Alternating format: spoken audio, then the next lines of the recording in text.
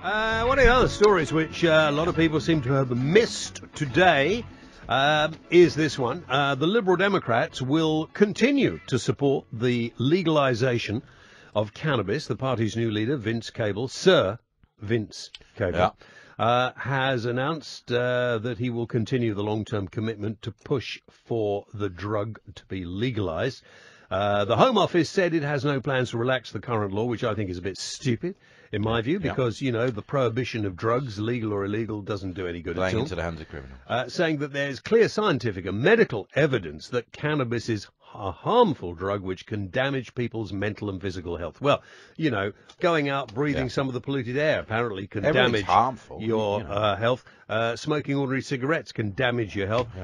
Drinking too much alcohol, prescription drugs. Any alcohol apparently is not good. It's best to not have any alcohol. Yeah, you can damage yourself, and there are many things you can do. Eat too much, you know, fat people, perhaps you should be not allowed to be fat.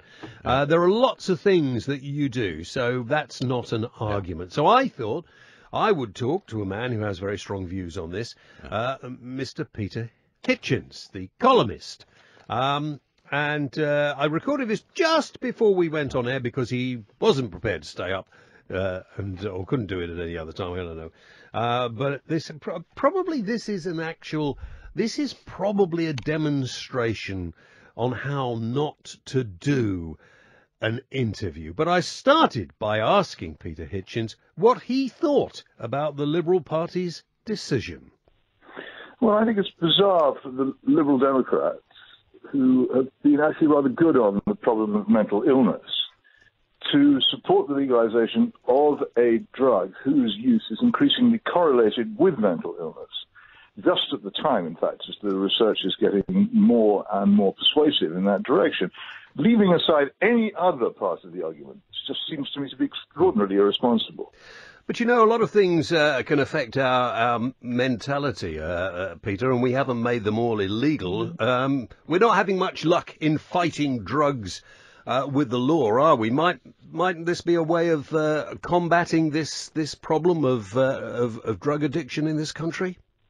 I don't follow your logic. If something is illegal and it is seen to be harmful, surely it is foolish to make it more readily available, to make it possible for people to advertise it, sell it on the high street, sell it on the internet, which is what legalization is going to mean if it happens.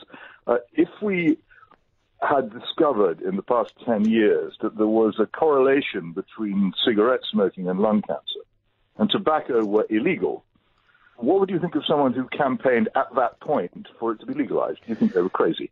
Well, I don't really care what anybody does, as long as they don't involve me or anybody who doesn't want to actually be involved in it. And it seems to me that we... But it does involve you. Well, it doesn't. And it involves everybody. If someone becomes mentally ill, two things happen. One, his family is faced with a huge personal tragedy, which they have to cope with. That might be you. In your case, I don't know what your family is like. But well, why don't we just talk about illness? I'm answering your question. Yeah, not very well. I'll carry on. No, I'm answering it perfectly well, but you're interrupting me very badly.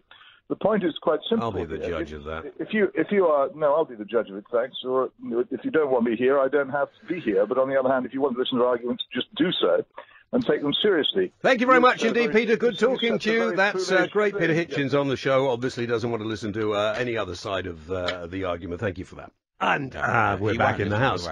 Yeah, and I can't stand being patronised like that. That is the one thing that if anybody talks to me in that way, I am not going to put up with. Okay, I'm quite easygoing, but you talk to me like that, I'm not. And I was prepared to have quite an interesting discussion with him because he's wrong.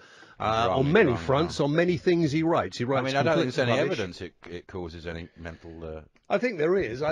We should get Professor Nutt on about that.